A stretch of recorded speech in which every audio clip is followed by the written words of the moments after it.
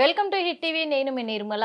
మరి ప్రస్తుతం పహల్గామాలో జరిగిన ఉగ్రవాదుల దాడి అది అనుసరించి కూడా మోడీ గారు ఒక స్టెప్ తీసుకొని కూడా మరి ఇక్కడ జరిగిన ప్రజలకు జరిగిన అన్యాయం పైన కూడా మరి మొన్నటి వరకు ఇండియా వర్సెస్ పాకిస్తాన్ యుద్ధం అయితే కొనసాగించడం జరిగింది. ఆ యుద్ధానికి కూడా ఆపరేషన్ సింధూర్ అని ఒక పేరు కూడా పెట్టి ఇద్దరి మహిళలను అక్కడ అధికారులుగా ప్రకటించి వాళ్ళ చేతుల మీదుగా కూడా ఈ యుద్ధాన్ని జరిపించడం జరిగింది. ఈ యుద్ధంలో భారత్ గెలుపొందిందని కూడా చెప్పొచ్చు. కానీ ఇప్పుడు చూసుకున్నట్లయితే ప్రస్తుతం ఆ యుద్ధము తాత్కాలికంగా ముగిసిపోవడం కూడా జరిగింది. దీనికి కారణం కూడా మరి ప్రధానమంత్రి ట్రంప్ గారి ఆదేశాల మేరకు రెండు దేశాలు కూడా ఇప్పుడైతే కాంప్రమైజ్ అవ్వడం జరిగింది. కానీ చాలామంది చాలా రకాలుగా అంటున్నారు, ఈ యుద్ధం ఇంతటితో ఆగిపోతుందా, మళ్ళీ కొనసాగుతుందా, ఏం జరగబోతుంది, అటు పాకిస్తాన్కి ఏం జరగబోతుంది, ఇటు మన భారతదేశానికి ఏం జరగబోతుంది, ఇవన్నీ కూడా మనం తెలుసుకోవడానికి ముందు మన హిట్ టీవీ స్టూడియోలో ఉన్నారు ఐకాన్ ఆస్ట్రాలజర్ గట్టుపల్లి సురేష్ బాబు గారు. అడిగి తెలుసుకునే ప్రయత్నం చేద్దాం. నమస్తే గురుగారు. జై శ్రీమన్నారాయణ. గురుగారు, ఇప్పుడైతే ఎందుకంటే చాలా సంవత్సరాల తర్వాత అని చెప్పుకోవచ్చు, చాలా సంవత్సరాల తర్వాత పాకిస్తాన్ వర్సెస్ ఇండియా మధ్య చాలా పెద్ద యుద్ధమే జరిగిందని చెప్పుకోవచ్చు. దానికి పేరు ఆపరేషన్ సింధూర్. అసలు ఆపరేషన్ సింధూర్ అని ఎందుకు పెట్టాల్సి వచ్చిందంటారు? ఆపరేషన్ సింధూర్ అంటే సింధు నది పేరు. అది నది ప్రవాహానికి ఏదైనా సరే కొట్టుకుపోతుంది చెడు అని. ఏ చెడైనా సరే నది ప్రవాహానికి ఆ అమ్మవారి యొక్క దీవెనలకి ఎంత చెడున్నా కొట్టుకుపోతుంది. అందుకోసమే సింధూర్ అని పేరు. అందులో అక్కడ పహల్గామా దాడిలో కూడా మరి ఆడవాళ్ళ సింధూరాన్ని తుడిపేసినందుకు అందులో వాళ్ళు ఒక వార్నింగ్ కూడా ఇవ్వడం జరిగింది. మీ సౌభాగ్యాలను మేము తుడిచేసాము, వెళ్ళి మీ మోడీతో చెప్పుకోండి అని చెప్పేసి కూడా వాళ్ళు వార్నింగ్ ఇవ్వడం జరిగింది. దానికి ఆదర్శంగానే ఆడవాళ్ళు అంటే మహిళల జోలికి వస్తే ఎలా ఉంటుందో ఒక మహిళలతోనే చేసి చూపిస్తామనే విధంగా అక్కడ ఇద్దరి నారీమణులను కూడా అధికారులుగా ప్రకటించి వాళ్ళ చేతుల మీదుగా ఈ యుద్ధాన్ని ప్రకటించడం జరిగింది. అది విజయవంతంగా పూర్తయింది అని చెప్పేసి కూడా అనుకుంటున్నారు. కానీ ఇప్పుడు ప్రస్తుత పరిస్థితి పాకిస్తాన్ వర్సెస్ ఇండియా, మళ్ళీ యుద్ధం స్టార్ట్ అవ్వచ్చు అంటారా? అయ్యే అవకాశాలు ఉన్నాయంటారా? అసలు ఖచ్చితంగా గ్రహరీత్యా చూసినప్పుడు నేను గమనించిన దాని ప్రకారంగా అయితే యుద్ధం అయితే మళ్ళీ జరిగేటువంటి అవకాశాలు అయితే లేవు అని చెప్పలేమండి. యుద్ధం అయితే జరగవచ్చు, కాకపోతే భారతదేశానికి కూడా నష్టం కనిపిస్తుంది. ఇప్పుడు మనకేంటంటే మే 15వ తారీఖు గురువు మారుతున్నాడు, మే 18వ తారీఖు రాహువు కేతువు మారుతున్నారు. ఈ మారిన సందర్భంలో ఇప్పటి వరకు భారతదేశానికి బలం అనేది చాలా ఎక్కువగా ఉంటుంది. ఇక మారిన తర్వాత భారతదేశానికి కూడా చెడు లేకపోలేదు అని చెప్పొచ్చు. ఏదైతే గ్రహ మార్పిడి జరుగుతూ ఉందో ఈ గ్రహ మార్పిడి వలన భారతదేశానికి కొంతమేర నెగిటివ్ అయితే వచ్చే అవకాశాలు, చెడు అయితే ఉంటుంది.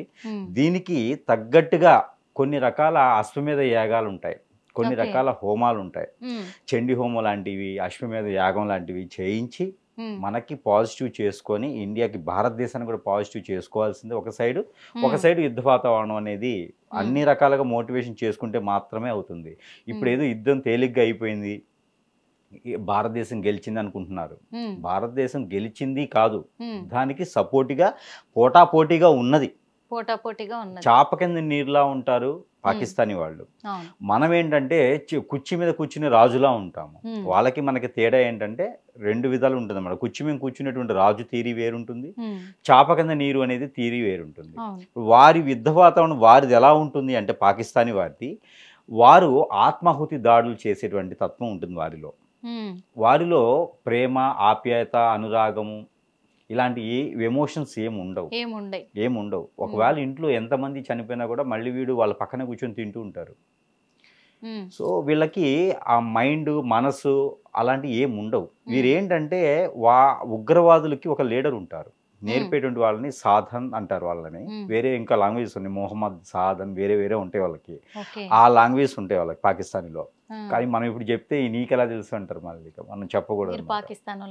పాకిస్తాన్లో పోయొచ్చు. పాకిస్తానీ చాలా గొప్ప దేశం. పాకిస్తాన్ చాలా గొప్ప గొప్ప దేశం. దేశం అని ఎందుకంటున్నారు? ఇప్పుడు ఉండేటువంటి వాళ్ళు యుద్ధం మనం చేస్తున్నామనో, లేకపోతే ఇప్పుడు పర్సన్స్ ఉండేసి ఉగ్రవాదులుగా తాలిబాన్లుగా మారి ఈ రోజు ఇలా వ్యవస్థ ఇలా ఉన్నది. ప్రతి మనిషి కూడా ఒకటి గుర్తుపెట్టుకోవాల్సింది ఏంటంటే, కడుపు నిండినవాడి మాట వేరే ఉంటుంది, ఆకలితో ఉన్నవాడి బాధ వేరే ఉంటుంది. ఆకలితో ఉన్నవాడు ఏం చేస్తాడండి? ఇప్పుడు ఇక్కడికి తీసుకుంటే మనకి కొన్ని రాష్ట్రాలు ఉంటాయి. ఎగ్జాంపుల్ తీసుకుంటే బీహార్ కావచ్చు, ఛత్తీస్గఢ్, మన దాంట్లో నక్సల్స్ అని కొంతమంది ఉంటారు. బీహార్లో అయితే ఏకంగా తాలిబన్సే ఉంటారు. ఇలాంటి వాళ్ళు ఇండియాలో ఉండేసి ఎక్కడెక్కడి నుంచో వచ్చి బతుకుతున్నటువంటి వాళ్ళు ఇక్కడ. వాళ్ళే ఇక్కడ పుట్టి పెరిగిన వాళ్ళకి ఇండియన్ సిటిజన్ ఉంటుంది. వాళ్ళ పూర్వీకులు ఎప్పుడో 2-3 తరాల క్రితం అక్కడ ఉంటారు. వాళ్ళు ఇక్కడ జాయిన్ అయ్యి ఇక్కడ ఏదో బతుకుదేరు చేసుకుంటూ ఉంటే వారికి పుట్టిన వారికి ఆకలి బాధతో దొంగతనాలు చేయడం మొదలు పెడతారు. లేకపోతే ఇంకొక స్థాయికి వెళ్ళేసి ఇంకోటి ఏదైనా మొదలు పెడతాంటారు. ఎందుకంటే కొన్ని రాష్ట్రాల్లో మీరు చూస్తూ ఉంటే కనుక నాయకుల కింద పనిచేసేటువంటి గూండాలు, రౌడీలు, వీళ్ళందరూ రౌడీ షీటర్స్, వీళ్ళంతా మర్డర్లు చేయలేదండి? తాలిబాన్స్ కన్నా గొప్పగా మర్డర్లు చేయలేదా? వెంటపడి నరకలేదా? వీళ్ళెవరు తాలిబాన్స్ కాదా? వీళ్ళని ఎందుకు ఊరికి పెడుతున్నారండి? ఎక్కడి నుంచి వచ్చారు వీళ్ళంతా? కులానికి మతానికి సంబంధం లేదు. ఇది ఎక్కడైనా మనకి భారతదేశంలో ముఖ్యంగా చెప్పాల్సిందంటే సనాతన ధర్మం ఒకటి ఉన్నది. మనకి వేదాల్లో కావచ్చు, భగవద్గీతలో కావచ్చు, కొన్ని రకాల పురాణాల్లో కావచ్చు, మన పెద్దవాళ్ళు కావచ్చు, గురువులు కావచ్చు, మనకు చెప్పింది ఏంటంటే, యుద్ధం చేసేటప్పుడు కాదు, శత్రువు మన ముందుకు వచ్చి దేహే అని అడిగితే కూడా వారికి హెల్ప్ చేసేటువంటి తత్వం మన భారతీయుల్లో ఉంటుంది. ఎవరినైనా క్షమాభిక్ష పెట్టేటువంటి తత్వము మన భారతీయులు మాత్రం ఉంటుంది. ఎంత చంప మీద కొట్టితే కూడా సారీ అన్న, క్షమించండి అన్న అంటే సరే పోరా క్షమించే తత్వం మన భారతీయుల్లో ఉంటుంది. అలాంటి తత్వానికి కూడా వ్యతిరేకంగా ఉండి వారికి ఆ ఓర్పుని, సహనాన్ని కూడా పరీక్షించేటువంటి తత్వానికి ఏర్పడ్డారు అంటే అక్కడ ఒకటే కారణం, ఆకలి లేదా స్వార్థం. స్వార్థం పై వాళ్ళకు ఉంటుంది, ఆకలి పని చేసేవాడికి ఉంటుంది. ఇంకొకటి పాకిస్తాన్లో మరొక రకమైనటువంటి విద్య ఉంది. ఎవరినైనా సరే ఆకలి ఉందియా ఆ వాళ్ళని దగ్గర చేసుకొని, ఇప్పుడు పిల్లలు ఉంటారు, ఆ పిల్లలందరినీ 12 ఏట 7వ సంవత్సరం 8వ సంవత్సరంలోనే ఇలాంటి వాటికి పంపించేస్తారు. స్థావరాలకి పంపించేసి అక్కడ ఇలాంటి విద్యలు నేర్పించేదే ఉంటుంది. వాళ్ళలో ఎలాంటి విద్యలు నేర్పుతారంటే, ఇక్కడ మనకి కొన్ని రకాల మతాల వాళ్ళు ఉంటారు. వారు ఒక దగ్గర కూర్చోబెట్టేసి మీకు మీరే వీళ్ళే దేవుళ్ళు, వీళ్ళనే నమ్ముకోవాలి, ఇంకొకరితో మాట్లాడకూడదు, మనము ఇంకో దగ్గరికి వెళ్ళకూడదు, వాళ్ళ నీళ్లు కూడా తాకూడదు, మనము దేవుడు మనలో ఉన్నాడు, ఇలా అని చెప్పేసే మతాలు మన ఇండియాలో మన భారతదేశంలో చాలా ఉన్నాయి. ఒక దేవుణ్ణి మొక్కుతూ చాలా మంది మతస్థులు అక్కడికి వెళ్ళకూడదు, ఆ గురువు దగ్గరికి వెళ్ళకూడదు, ఈ గురువు దగ్గరికి వెళ్ళకూడదు అంటారు. ఒకరికి దేవుణ్ణే మొక్కుతారు మళ్ళీను. ఇలాంటి వాళ్ళందరూ కూడా తాలిబాన్తో సమానమే నా అంచనా ప్రకారం, నా ఆలోచన ప్రకారం. ఇప్పుడు వాస్తవం చెప్పాలంటే అక్కడ చనిపోయిన మాట వాస్తవమే, వాళ్ళు హిందువులా అని అడిగి చంపేసిన మాట వాస్తవమే. చూస్తుండగానే ఆడపిల్లలకి గొంతు కోసినట్టుగా భర్తలను చంపడం అనేది అన్యాయమే, ఇది ఒప్పుకుందాం. కానీ ఈ సందర్భంగా మన భారతదేశంలో దానికన్నా గొప్పగా ఉన్నారని నా అంచనా. దీనికి ఏంటి, మన దేశంలోనే అంతకంటే గొప్పగా ఉన్నారు, అంతకంటే ఉగ్రవాదులు ఉన్నారు. ఉగ్రవాదుల పేరు మాత్రమే, అది పేర్లు వదిలేసేయండి. బయట రాష్ట్రం నుంచో బయట దేశం నుంచి వస్తే ఉగ్రవాదులు అంటున్నాం, తాలిబాన్స్ అంటున్నాం. మరి భారతదేశం పరిస్థితి ఏంటి? మరి ఇక్కడ ఉన్న వాళ్ళ పరిస్థితి ఏంటి? అయితే ఇక్కడ ఒక విషయం ఏంటంటే, మన దేశంలో ఉన్న వాళ్ళను మనం ఈ రోజు కాకపోయినా రేపైనా బాగుపరుచుకుంటాము, కానీ మన దేశాన్ని నమ్ముకొని పోవట్లేదు కదా. ఒక నలుగురు కొడుకులు ఒక ఇంట్లో ఉన్నారు. ఒక కొడుకు సిగరెట్ అలవాటు ఉంది, ఒక కొడుకు మందు అలవాటు ఉంది, ఒక కొడుకుకి బెట్టింగ్లు అలవాటు ఉంది, ఒక కొడుకు మంచివాడు ఉన్నాడు. ఈ మంచివాడు తీసుకొస్తే ఈ ముగ్గురు కలిసి వీడిని తన్నేసి, తల్లిదండ్రులు కావచ్చు, వీళ్ళు కావచ్చు, వచ్చినటువంటి వనరు ముగ్గురు దగ్గర ఆ ఒక్కడి దగ్గర ముగ్గురు తన్నేసి వీళ్ళు ఖర్చు పెట్టుకుంటా ఉన్నారు, వీళ్ళ వ్యసనాలకు ఉంది. ఆ అబ్బాయి సామరస్యంగా ఉండేసి సంపాదిస్తూనే ఉన్నాడు, వీళ్ళకి పెడుతూనే ఉన్నాడు. ఆ అబ్బాయిది క్షమాగుణం ఉంటుంది, అవసరమైనప్పుడు అన్న అని అడుగుతున్నారు, తీసుకొచ్చుకుంటున్నారు, ఖర్చు పెట్టుకుంటున్నారు. ఆ అబ్బాయి సంపాదించడం వనరు ఉంది, పోనీ దానికి తగ్గట్టుగా అయిపోయినంత వరకు చివరికి చంపేశారు అబ్బాయిని. ఇప్పుడు ఏంటి ఇప్పుడు అదే చావు మనకు కూడా రాకూడదని కదా. అది ఎట్లాగా? దేవుడు చూస్తూ ఉంటాడండి, దేవుడు ఏం చేయడు. ఇప్పుడు దేవుడు చూస్తూ ఉంటాడని చెప్పేసి మనం చేతులు ముడుచుకొని కూర్చోలేం కదా. దేవుడు అనుగ్రహం వచ్చేంత వరకు ఇప్పుడే దేవుడు అనుగ్రహం ఇచ్చాడేమో, ఇప్పుడే మీరు ఎదురు తిరగకపోతే మీ దేశం ఉండదేమో అని సూచన కల్పించాడేమో. కరెక్టే, మీరు చెప్పింది వాస్తవమే. ఇప్పుడు యుద్ధం చేయడం తప్పనట్లా నేను, కానీ యుద్ధం చేసేటువంటి తత్వం తప్పు. యుద్ధానికి నేను తప్పు పట్టట్లా. పెద్ద పెద్ద వాళ్ళు, మేధావులు, సైన్సిస్టులు అన్ని రకాలుగా ఒకవేళ చేస్తే ఎలాంటి యుద్ధం చేయాలి? ఇప్పుడు మనకి అక్కడికి పోకుండా వాటర్ని కట్ చేసేసారు. ఎప్పుడైనా ఒకటి గుర్తుపెట్టుకోండి, నిన్ను చంపుతా అంటే భయం వేస్తుంది. చావు బతుకుల్లోనే కొట్టుమిట్లాడతారు. చంపేస్తే ఏముంటుంది చంపేస్తే? ఒకసారితో అయిపోతుంది. పోనీ అంతటితో అయిపోతుందా? ఆఫ్ఘనిస్తాన్ ఉంది, యుద్ధం జరిగింది, తాలిబాన్స్ పాలిస్తున్నారు. ఎలాంటి యుద్ధం జరపాల్సింది? సానుకూలమైనటువంటి యుద్ధం జరపాలి, మౌన పోరాటం జరపాలి. అవసరమైతే ఆ దేశాన్ని మొత్తానికి ఏమి వనరులు ఆ దేశంకి వెళ్లకుండా చేయాలి చేతనైతే. మన భారతీయులకి చేతనైతే ఆ దేశంలో వనరులు సృష్టించకుండా చేయాలి, ఆ దేశంలోకి ఆ వనరులు వెళ్లకుండా చేయాలి. వేరే అదర్ దేశాల నుంచి ఆదాయ వనరులన్నీ సృష్టించకుండా చేయాలి. ఆ దేశం నుంచి రప్పించడం కాదు, వెళ్లకుండా చేయాలి. ఎక్స్పోర్ట్ చేయకుండా చేయాలి. ఎక్స్పోర్ట్ చేయకుండా చేసి వాటర్ నాపారు, ఫుడ్ నాపేసేయాలి. ఆ రకమైన చావు భయం సృష్టించాలి. మనిషిని చంపితే మనకి భారతీయులకి అంత కరెక్ట్ కాదండి. భారతీయులకి తత్వానికి మనిషిని చంపేటువంటి ఆలోచన కానీ, మనిషి చంపేటువంటి విధం కానీ ఏ పురాణాల్లో లేవు, ఏ గ్రంథంలో లేవు. ఇప్పుడు ఇంకొక విషయం ఏంటి అంటే, హిందూ ధర్మాన్ని నమ్మే వ్యక్తి మన ప్రధానమంత్రి గారు. ఖచ్చితంగా హిందుత్వానికి ఎంతో విలువనిచ్చే వ్యక్తి. అంటే ఇప్పుడు ఆయనకి ఎంతవరకు సామరస్యంగా జరపాలి అని చెప్పేసి కూడా ఆయన ఎంతో ఆలోచించండి. తను పర్సనల్ గా మాట్లాడుకుంటే గనక మోదీ గారు అయితే సపోర్ట్ చేయరండి యుద్ధానికి. అదే కానీ ఎనుకున్న ప్రెజర్ ఒకటి, ఎనుకున్న ప్రెజర్, ఒక పక్కన పార్టీ కాపాడుకోవాలి, ఒక పక్కన ప్రజల్ని కాపాడాలి, ఒక పక్కన పార్టీ లీడర్స్ ని కాపాడాలి, అన్నిటికన్నా ముఖ్యము అజెండాను కాపాడుకోవాలి. సో వెనక నుండి ప్రెజర్స్ మామూలుగా ఉండవారికి, ఆ ప్రెజర్స్ వల్ల మాత్రమే ఇది చేశారు. అందుకోసమే యుద్ధం కూడా మీరు గమనించండి, యుద్ధం చేసిన వెంటనే ఇన్ని రోజుల తర్వాత గ్యాప్ అనేది 15 రోజుల తర్వాతే తీయాలి. యుద్ధ రాజ్యాంగ ప్రకారంగా, ఆ రాజ్యాంగం ప్రకారంగా యుద్ధం మొదలైన తర్వాత 14 రోజులకి మాత్రమే యుద్ధానికి విరామణ చేయాలి. ఇంకొకటి ఏంటంటే, అక్కడ జరిగిన దాడి తర్వాత 15 రోజులకు కానీ యుద్ధం ప్రకటించలేదు మోడీ గారు. ఇన్ని రోజులు తను ఏది ఆలోచించకుండానే యుద్ధానికి పాల్పడ్డారంటారా? పక్క దేశాలు సపోర్టింగ్ చేస్తున్నాయని చెప్పి యుద్ధం చేయలేదండి. నా దేశం ఎలా ఉంటుంది, నా దేశ పవర్ ఏంటి, నా దేశంలో ఏం ఆధిపత్యం ఉంది నిరూపించుకోవడానికి యుద్ధం జరగలేదు. యుద్ధం అనేది వాళ్ళకి గుర్తు చేయడానికి మాత్రం, నేను కూడా చేయగలుగుతాను అని గుర్తు చేయడానికి మాత్రమే యుద్ధం చేశారు. ఇది ఇప్పుడు తప్పంటారా, రాంగ్ అంటారా? ఇది తప్పేనండి. యుద్ధం చేయడం అయితే తప్పు. ఇప్పుడు వాటర్ క్లోజ్ అయిన తర్వాత వాళ్ళు సానుభూతిగా వచ్చేసారండి, రాలేదు, వచ్చారు. ఎందుకు అంటే కూడా అక్కడ ఉన్న ప్రధానమంత్రి కూడా సవాల్ విసరడం జరిగింది. మీకు చేతనైతే యుద్ధాన్ని ప్రకటించండి, మేము సిద్ధంగా ఉన్నాము. మీరు నీళ్ళు ఆపడం కాదు, మీరు నీళ్ళు ఆపినంత మాత్రాన మాకేం ఫరక్ పడదు, మీరు సరుకుల ధరలు పెంచినంత మాత్రాన ఏం ఫరక్ పడదు మాకు. కరెక్టే, సరుకు ధరలు పెంచినంత మాత్రాన అంటే అసలు వెళ్లకుండా చేయాలి అంటున్నాను. వెళ్లకుండా చేస్తే అయిపోతుంది. అప్పటితో క్లోజ్ చేశారు, వెళ్లకుండా ఆపేశారు. సరుకులు కూడా ఆల్రెడీ వెళ్ళిన సరుకులకి అక్కడ రేటు పెంచడం జరిగింది. అయిపోయింది. ఎన్ని రోజులు తింటారు? అందుకు మీరు నీళ్ళు ఆపితే కూడా ఏం ఫరక్ పడదు, మీకు దమ్ము ఉంటే మీకు చేతనైతే యుద్ధాన్ని ప్రకటించండి, మేము సిద్ధంగా ఉన్నాం అన్నప్పుడు ఎందుకోసం అంటారు? మనిషిని రెచ్చగొట్టాలంటే ఎందుకోసం? ఇప్పుడు అలా రెచ్చిపోకుండా ప్రతిసారి ఉండలేరు కదా. అంటే ఇప్పుడు ఎవరు ఏం చెప్తా చేస్తారా అండి? అన్ని సార్లు చెయ్యరు కదా. ఇన్నిసార్లు చెయ్యాలి అనుకుంటే ఎన్నో సార్లు యుద్ధం జరిగేది. ఏనుగుని తీసుకొచ్చేసి నా జేబులో పెట్టమంటే పెట్టేస్తారా? ఇప్పుడు ఇంకొకటి గురువు గారు, ఒక విషయం ఏంటంటే, యుద్ధం చెయ్యాలి అనుకుంటే ఎన్నో సార్లు జరిగేది పాకిస్తాన్ తో. ఎందుకు ఓపిక పట్టారు? ప్రతిదానికి ఇంకా పట్టాల్సింది కదా, ఇంకా ఎప్పటిదాకా? చిన్న చిన్న ఘటనలు కాదండి. దీని వలన నష్టం చెప్తాను వినండి. ఇది చిన్నది అసలే కాదు, ఎందుకంటే 45 ప్రాణాలు పోయినాయి అక్కడ. దీని వలన నష్టం చెప్తా వినండి. యుద్ధం చేయడం వలన ఇప్పుడు మనకి కోవిడ్ వచ్చినప్పుడు కొన్ని లక్షల మంది చనిపోయినారు. దానికి ఇప్పటి వరకు ఎవరు డబ్బులు కూడా ఇచ్చినట్టు నాకు కనిపించలేదు. సో 45 మంది చనిపోయారు అంటున్నారు. 45 మంది చనిపోవడానికి గల కారణం ఏంటంటే, ఇండియా భారతదేశం తప్పు ఉందనే కదా, ఆర్మీ కరెక్ట్ గా లేదనేది కదా. మనకు బోర్డర్ లో ఆర్మీ లేదండి, మన బోర్డర్లో ఈ రోజు వరకు కూడా యుద్ధం జరిగే ముందు వరకు కూడా ఆర్మీ అనేది లేదు, సరైనటువంటి సావరణలో లేదు, సరైనటువంటి సిచ్యువేషన్లో లేదు. ఇప్పుడు మనకి కాశ్మీర్ తీసుకున్న తర్వాత అక్కడ ఎంత బందోబస్తు ఉండాలండి? ఎక్కడుంది బందోబస్తు? అసలు మన పాకిస్తానీ వాళ్ళు మన భారతదేశంలోకి రావడానికి గల కారణాలు ఏంటి? అవన్నీ కూడా మనకు చూసుకోవాలి కదా.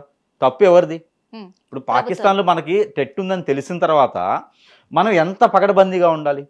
ఈ రోజుకి మనల్ని చూస్తేనండి ఇంకా కూడా 4,50,000 మందికి ఉపాధి ఉన్నది, మిలిటరీలో చేరేందుకు పోస్టులు ఉన్నాయి. మరి ఎందుకు ఇది చేయట్లేదు? మనకు తప్పు ఎవరిది అది?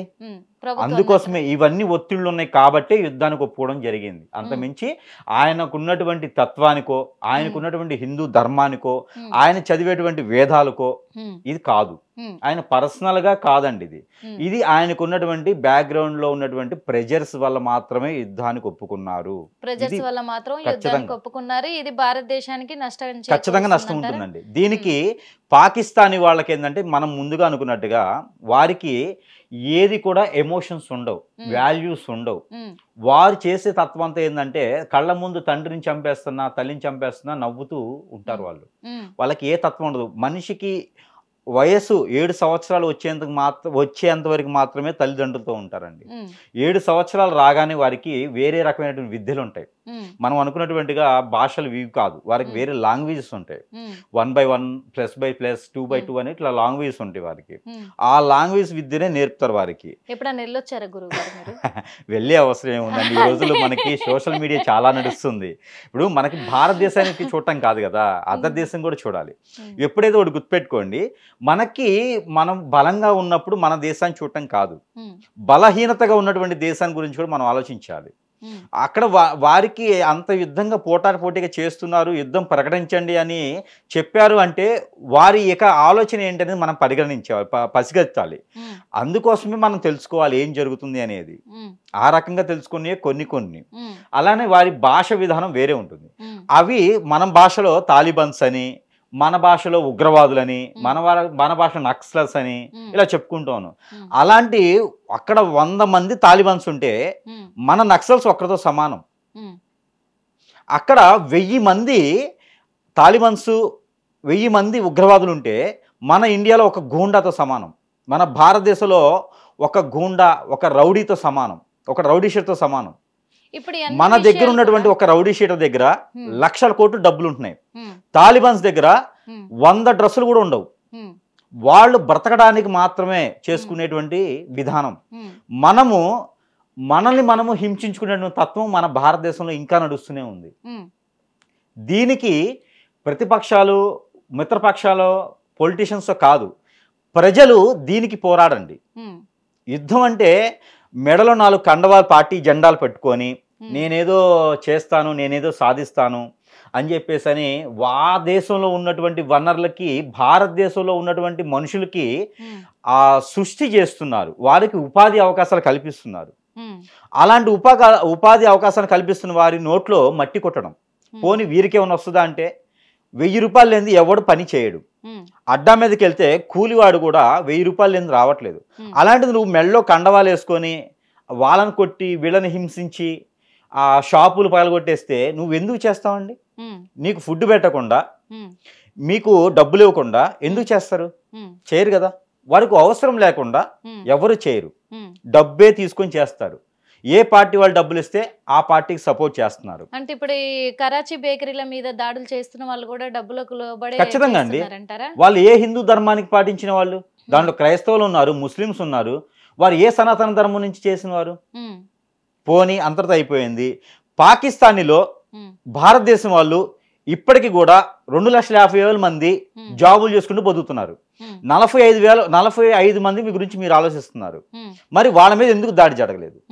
ఓల్డ్ సిటీలో, మన భారతదేశంలో కదండి, హైదరాబాద్ ఓల్డ్ సిటీలో భారతీయుల్లో హిందువులు 100 మంది ఉన్నారు. అక్కడ వారి మీదకి ఎందుకు ఎగబడలేదు? వాళ్ళంతా బాగానే ఉన్నారు కదా. ఈ రోజుకి భయ అంటూనే అంతా వాళ్ళ వీళ్ళలో వాళ్ళు అంతా బాగున్నారు. మరి గల్లీ లీడర్లకు ఏమైతుంది?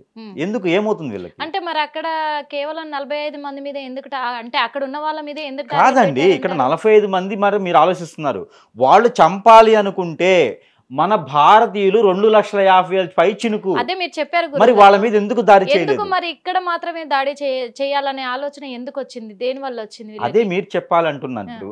అక్కడ పాకిస్తాన్ లో ఉన్న వాళ్ళ మీద దాడి చేయకుండా ఉగ్రవాదులు కూడా డబ్బులు లేదు చెప్తా వినండి.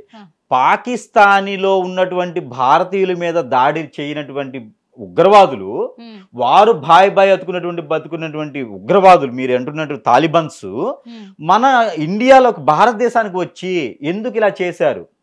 దానికి మనకి సిమ్టమ్స్ ఇస్తున్నారు వారు. ఏమని? మీ మిలిటరీని పెంచుకోండి, మీ సైన్యాన్ని పెంచుకోండి, లేకపోతే మీకు ఇలాంటి ఎవరు ఏం చేయలేరు, ఇవాళ ఇక్కడ అయింది రేపటి రోజు ఎక్కడైనా మేము ఏదైనా చేయొచ్చు అని చెప్పి మనకి గుర్తు చేశారు వారు. అది మనం మేల్కోకుండా మనల్ని చంపారని చెప్పేసి మనం యుద్ధాన్ని ప్రకటించాం. అంటే ఇప్పుడు గుర్తు చేయడానికి మా అమాయకులైన ప్రజల ప్రాణాలు బలి తీసుకుంటారా? ఇంకా నయం కదండి. అమాయకులైన ప్రజలు అంటే రేపటి రోజున మీరు 45 మంది అంటున్నారు, 45 మంది అంటున్నారు. ఇప్పుడు యుద్ధం జరిగిన తర్వాత వాళ్ళని ఎంతమంది చంపారండి మన వాళ్ళు? దాదాపు 450 మందిని లెక్క ప్రకారంగా చంపినటువంటి విధానాలు కనిపిస్తున్నాయి. కొన్ని అయితే కనపడవండి, అది 4,000 అయి ఉండొచ్చు. ఇప్పుడు ఒక బాణం లేకపోతే ఒక బాంబు వేసిన తర్వాత ఆ ముక్కలు కూడా కనపడవు, అది 4,000 మంది అయ్యొచ్చు. అంతమందిని చంపినటువంటి పాపము ఇది ఎవరి మీద ఉంటుందండి? హిందూ ధర్మాన్ని పాటించే వాళ్ళ మీద ఉంటుందా? సనాతన ధర్మం. ఆ యుద్ధ దాడిలోనే మళ్ళీ జమ్మూ కాశ్మీర్ పైనే వాళ్ళు మళ్ళీ యుద్ధాన్ని ప్రకటించి కూడా వాళ్ళు మిసైల్స్ వదిలి కూడా మళ్ళా దాదాపు 16 మంది వరకు వాళ్ళు బలి తీసుకున్నారు. ఇప్పుడు జమ్మూ కాశ్మీర్ మనకి ఏదైతే ఉందో ఇది మనకు వచ్చిన తర్వాత అక్కడ మిలిటరీ బలగాలు అనేది లేదు. ఫస్ట్ అక్కడ మనం పెంచుకోవాల్సిన బాధ్యత మనది ఉంది. అక్కడ మైనస్ పాయింట్లు మనవి ఉన్నాయి కాబట్టి తప్పులు మన సైడ్ ఉన్నాయి, అవి ఎత్తి తీయట్లేదు. అవి తీయకుండా దాన్ని తప్పిపుచ్చుకునేందుకు ఇక్కడ ఏదైతే అపోజిషన్ పార్టీస్ ఉన్నాయో ఇది ప్రెజర్స్ తీసుకురావడం వల్ల యుద్ధం ఒకటే మాత్రమే కారణము, యుద్ధం ఒకటి మాత్రమే ఆన్సర్ ఉంది, అక్కడ వేరే ఏది చేయడానికి లేదు. అందుకోసమే యుద్ధం మొదలు పెట్టారు. మన ప్రధానమంత్రి గారు మోడీ గారికి తెలుసు, మన రాష్ట్ర సీఎంలకి తెలుసు, ప్రతి ఒక్కరికి తెలుసు యుద్ధం కరెక్ట్ కాదు అని. దానివల్ల నష్టం మనకే అవుతుంది. మనకి వాల్యూస్ ఉన్నాయి. ఒక ఇంట్లో 4 పిల్లలు ఉంటే ఒకరిని కొడితే 4 వెళ్తాం, కానీ అక్కడ అలా కాదు. వాళ్ళు ఆత్మాహుతి దాడి అని చెప్పేసి వాళ్ళకి పెట్టిన విద్యలో ఒకటి భాగం ఉంటుంది. ఆ ఆత్మాహుతి దాడులు ఏం చేస్తారంటే బాంబులు, వాళ్ళకి టెక్నాలజీ ఎలా ఉంటుందంటే ఈ రోజున బాంబు మింగేసేటువంటి బాంబులు కూడా వచ్చాయి ఈ రోజున. జాకెట్ బాంబులు కాదండి, మనకు ఓల్డ్ మూవీస్ చూసినప్పుడు జాకెట్ లో ఉండే బాంబులు కాదు. మనకి ఫ్లైట్ లో వచ్చినా కూడా చెకింగ్ నడవదు, అది ఎక్కడ స్కాన్ అవ్వదు. అలాంటి బాంబులు కూడా ఈరోజు మనకు అవైలబుల్ ఉన్నాయి మార్కెట్లో. అలాంటి బాంబులు మింగితే 2 మింగితే దాదాపుగా సరౌండింగ్ ఉన్నటువంటి దాదాపుగా అంటే 2.5 నుంచి 3 కిలోమీటర్ల వరకు స్మాష్ అవుతుంది. ఆ 2.5 నుంచి 3 కిలోమీటర్ల వరకు ఎంతవరకు ఉంటారు, ఎంతమంది ఉంటారు? ఒక షాపింగ్ మాల్ ఒక్కటి టార్గెట్ చేస్తే ఆ షాపింగ్ మాల్ ఎంతమంది ఉంటారు? ఒక కొత్త మూవీ రిలీజ్ అయినప్పుడు, ఏదైనా కొత్త మీటింగ్ ఉన్నప్పుడు, లేకపోతే ఉపాసన సభలు లాంటివి పెట్టినప్పుడు ఉంటాయి కదా, శుభవార్త ప్రభలు ఇలాంటివి పెట్టినప్పుడు అక్కడ ఎంతమంది వెళ్తారు? ఏదైనా ఒక స్టేడియంలోకి వెళ్తే ఎంతమంది ఉంటారు? ఇది చెప్పండి నాకు. 45 మంది గురించి మాట్లాడతా. ఇప్పుడు నెక్స్ట్ జరిగే దాని గురించి చెప్పండి. బట్ మనమే కదిలించుకున్నట్టే కదా. మనం యుద్ధం చేస్తే భారతదేశం యుద్ధం చేస్తే ఎలా ఉండాలి అంటే పక్క దేశం ఉండకూడదండి. అక్కడ హిందూ ఉన్నాడా, ముస్లిం ఉన్నాడా, లేకపోతే ఇంకోళ్ళు ఉన్నారా కాదు, అక్కడ ఎవరు ఉన్నారా ఆ దేశం మొత్తం మిగలకూడదు. లేదా దేశాన్ని మ్యాప్ లో లేకుండా చేయాలి. దేశాన్ని మ్యాప్ లో అంటే మనం గీసేటువంటి మ్యాప్ లో కాదండి, అసలు దేశమే లేకుండా ఉండాలి. అట్లా చేస్తే యుద్ధానికి మన భారతీయులకి భయం లేకుండా ఉంటుంది, వేరే దేశానికి భయం లేకుండా ఉంటుంది. లేదు అంటే అసలు యుద్ధం అనేది చేసిన తర్వాత మొత్తం లేకుండానే చేయాలి, లేదా భయం అన్నా కలిగించాలి. ఇలాంటి యుద్ధాలు అనేది కరెక్ట్ కాదండి. ఇది కేవలం రాజకీయ పార్టీలు మెప్పు కోసం మాత్రం ప్రజల్ని ఇబ్బంది పెట్టడానికి తప్పితే వేరే విధమైనటువంటి విధానం కాదు. ఇంకో విషయం, ఇక్కడ వారికి టర్కీ అనే ఒక దేశము వారికి సపోర్ట్ చేస్తుంది. టర్కీ దేశంలో భారతదేశంలో ఉన్నటువంటి యుద్ధ విమానాలు ఎన్నైతే ఉన్నాయో తెలియకుండా టర్కీలో కూడా అన్నీ ఉన్నాయి. వారికి మంచి దేశమే సపోర్ట్ చేస్తున్నట్టు ఒకటి ఆలోచన. వారికి ఏ గమనిక లేకుండా, ఏ బలం లేకుండా యుద్ధాన్ని ప్రకటించండి అని అనగానే మనం పిచ్చోళం అని అంత ఇదిగా యుద్ధం ప్రకటించడానికి కొంచెమైనా ఉండాలి కదా. 15 రోజులు టైం తీసుకొని చర్చలు జరిపించుకొని, ఎక్కడి నుంచి చర్చలు అండి జరిగింది? ఏం చర్చలు జరిగినాయి అక్కడ? నాకు అర్థం కాదు. ఎవరికి చూపించారు చర్చలు అనేది? ఇక్కడ కేవలం బలవంతంగా యుద్ధం జరగడానికి కారణం ఏంటంటే పార్టీ నిలబెట్టుకోవడానికి మాత్రమే. ఇక్కడ మోడీ గారిని అనట్లేదు, లేకపోతే వాళ్ళ పార్టీ శ్రేణులు అనట్లేదు, గల్లీ లీడర్లు అనుకోవట్లే. వాళ్ళతో మనకు అనవసరమైన విషయం. ఇక్కడ యుద్ధం అనేది భారతదేశానికి అంత కరెక్ట్ అయినటువంటి సమయం కాదు ఇది. ఇప్పుడు రూపాయికి ఈ రోజు పెరుగుతూ ఉంది భారతదేశం. ఇది మంచి తరుణం. ఇప్పుడు ఇవాళ 4వ స్థానంలో ఉంది భారతదేశం. ఈ యుద్ధం తర్వాత 12వ స్థానంలోకి వెళ్ళిపోతుంది భారతదేశం. వనరులు ఆగిపోతాయి. ప్రతిదీ కూడా ఆలోచిస్తారు. ఒక్క బాంబు భారతదేశంలో ఏ మూల ఒక్క మనిషి చనిపోయినా కూడా ఏ వనరులు భారతదేశంలో పుట్టవు. కొంతకాలం వరకు భారతదేశంలో రాదు. మరో విషయం, ఏదైతే పార్టీ కోసం చేసేటువంటి నాయకులు ఉన్నారో ఆ పార్టీ కూడా మిగలటం చాలా కష్టం అవుతుంది రానున్నటువంటి కాలంలో. ఇన్ని బాధలు, ఇన్ని బాధ్యతలు లేకుండా, ఇంత ఆలోచన లేకుండా చేయటం అనేది కరెక్ట్ అయినటువంటి పద్ధతి కాదని నా అంచనా ప్రకారం. ఇకపోతే 45 మంది అన్నారు. ఈ 45 మందిలో కూడా ఖచ్చితంగా చంపడం అనేది వారి తప్పే కాదనలా. 45 మంది అయ్యారో 55 మంది అయ్యారో చంపడం అనేది, ఇబ్బంది పెట్టడం అనేది తప్పే.